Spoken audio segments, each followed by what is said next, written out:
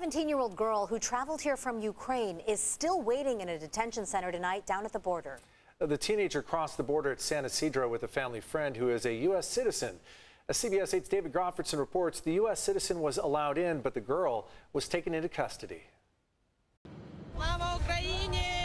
The line of Ukrainian refugees at the San Ysidro border crossing keeps getting longer by the day. Dozens of families, some with young children, waiting to cross on foot into the United States. It can take months or years to get approval to enter the U.S. as a refugee, so these people, most of them carrying valid Ukrainian passports, are hoping to claim asylum and enter the United States under temporary humanitarian parole. I don't know if it's the Biden administration or just the immigration policies of the U.S. in general.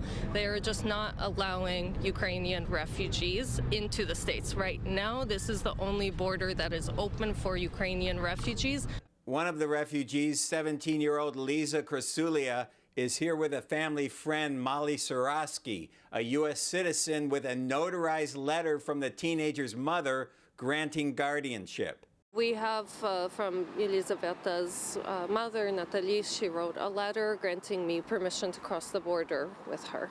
Lyza's mother is stuck in Poland with the teenager's best friend, her father still in Ukraine because men are not allowed to leave the country. When the girl crossed into the United States on Wednesday, she was taken into custody as an unaccompanied minor. The Border Patrol separated us. They said that they would not accept that document because Lyza doesn't have a parent or a relative with her. CBS 8 has been calling and emailing government agencies, but for now, the teenager remains in Customs and Border Protection custody. She called me and she said that she's being treated inhumanely, that she's being treated like a prisoner, not a refugee of war, and that she's in a cell with no windows with 25 other refugees who she said were also minors or mothers with their children. Out here live at the San Ysidro border, we just got some really good news. That teenager is expected to be released from custody tonight. The family friend Molly just arrived down here to meet her, and we're going to be following that. My colleague Steve Fiorina is with the family friend Molly, and they're going to meet the teenager as she comes out.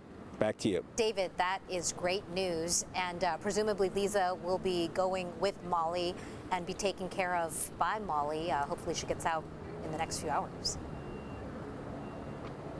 Right, Molly will be serving as her guardian. Molly lives in Los Angeles, so the teenager will be living up there. It was what a story on this family. I mean, the father had to drive Lyza and her mother to the border. He's not allowed to leave Ukraine, so he had to leave them in Poland. And now the father, I'm told, is living in a forest so he can remain safe from Russian troops. Wow, these families are going through so much. Hopefully Lyza at least can get into the U.S., get a good night's sleep there with Molly, that family friend and guardian. Thanks so much, David. Coming up.